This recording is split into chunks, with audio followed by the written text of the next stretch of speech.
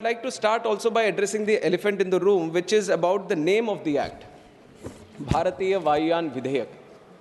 I also understand that it might be a little difficult thing to pronounce for a lot of people. गले में अटकता होगा ये, पर कोई शर्मिंदा की बात नहीं है इसमें.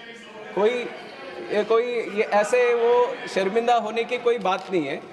This is something you have to know the intention with which the government has put this name. That is ये है कि भारत की जो विरासत है, संस्कृति है, जो पहचान है, उसको दिखाने की, दर्शाने की एक प्रयत्न ये 3 वर्ड अभी रखने की है. इसमें कोई कॉन्स्टिट्यूशनल वायलेशन कहीं पे भी नहीं है.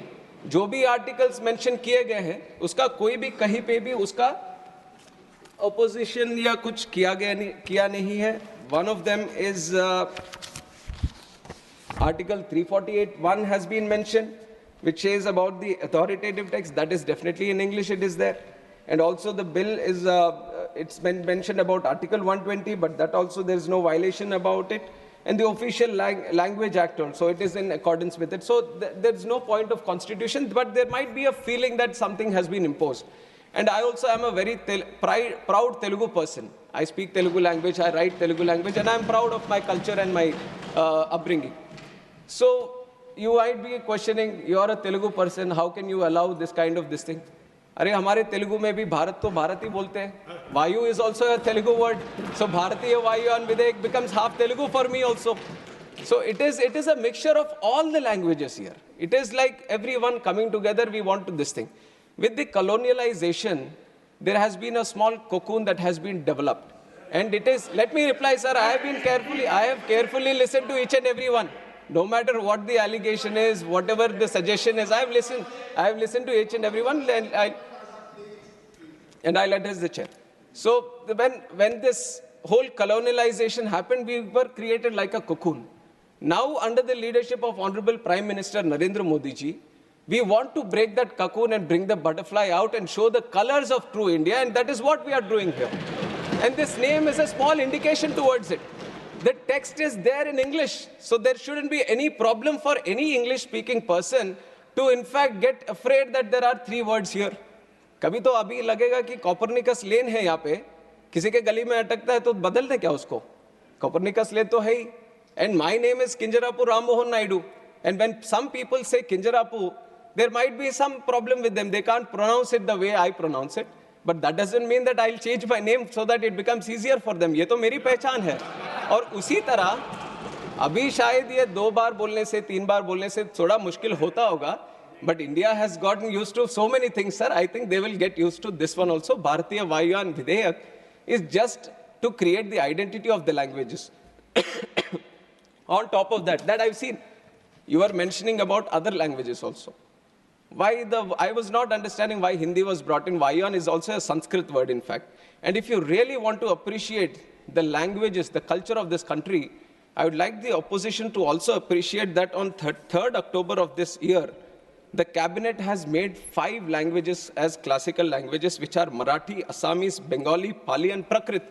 If you really love the languages, you should appreciate the decision of the government and how much this NDA government protects and promotes the languages of India. We recently celebrated the Constitution Day also, and on that day, we have proudly released the Constitution not only in English and Hindi, but we have done it in Sanskrit and Maithili also.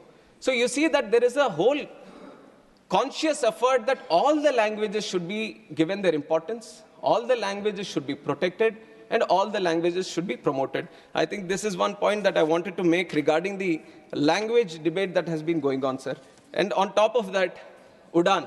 I have already given the numbers during my opening speech also on how the numbers have doubled, in fact, from 2014 to 2024.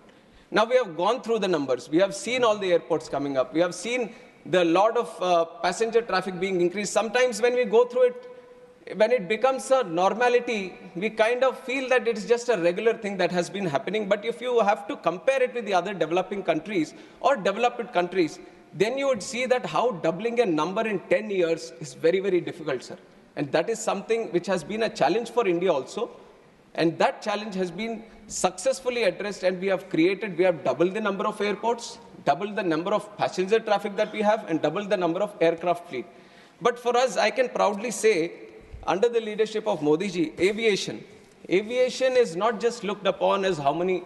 I also agree to a certain point that it's not about just the numbers. Numbers I'm giving to show you a picture on how much progress we have made. But if you look at the true sense on why we want to promote aviation, why we want to make it one of the best sectors in the country, in the whole world, because when we talk about aviation, we talk about tourism. When we talk about aviation, we talk about economic activity. When we talk about aviation, we talk about real estate growth. We talk about job creation. When we talk about aviation, we talk about industry. When we talk about aviation, we talk about commerce, we talk about trade. And we talk about aviation, we talk about culture. And when we talk about aviation, we talk about agriculture also. And that is why aviation is a very important nodal sector that needs to be given that push. And with this idea, I'll get some water, sir. Please. And it is with this idea that the whole aviation sector has been thoroughly, deeply understood on what the true potential India can have. And we have seen that there are multiple gaps also. Now 90,000 crores capex has been put into the infrastructure to create the infrastructure in airport infrastructure. But creating infrastructure, that itself is one challenge. And when I took the charge as a minister for this aviation, sir, I have promised the people of this country that, ma'am, thank you. Thank you. She has always been so caring, sir. Like a mother, always. Thank you, ma'am.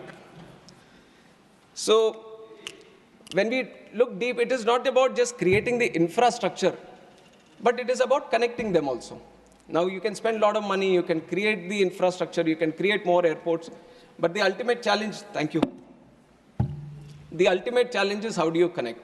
And that is where, bringing in all the aspects of the government, we created the UDAN scheme, which is Uday Desh Ka Aam Nagrik. Through the UDAN scheme, the challenge of these airlines, because it is a market-driven industry, where they feel there might be a non-viability in running a route, the government has taken the responsibility a little bit on himself, and it has said that why don't we provide the viability gap funding? It was the first time that it has been done at such a large scale.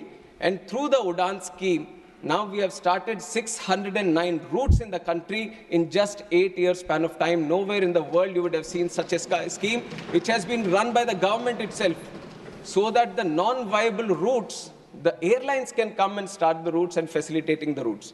And we have operationalized 86 airports under UDAN. And out of these 86 airports, 20 were underserved, but 66 airports were totally unserved. What I mean by unserved is that not a single flight was going to these airports. But that was a challenge the government has taken up. Now we have constructed the airports, but we have to start the airline connectivity also. And through the UDAN scheme, we have given the viability gap funding, and we were able to run all these airports. We were giving them those connections, which was very, very required for the people of that state or of that region or of the airport. And we have operationalized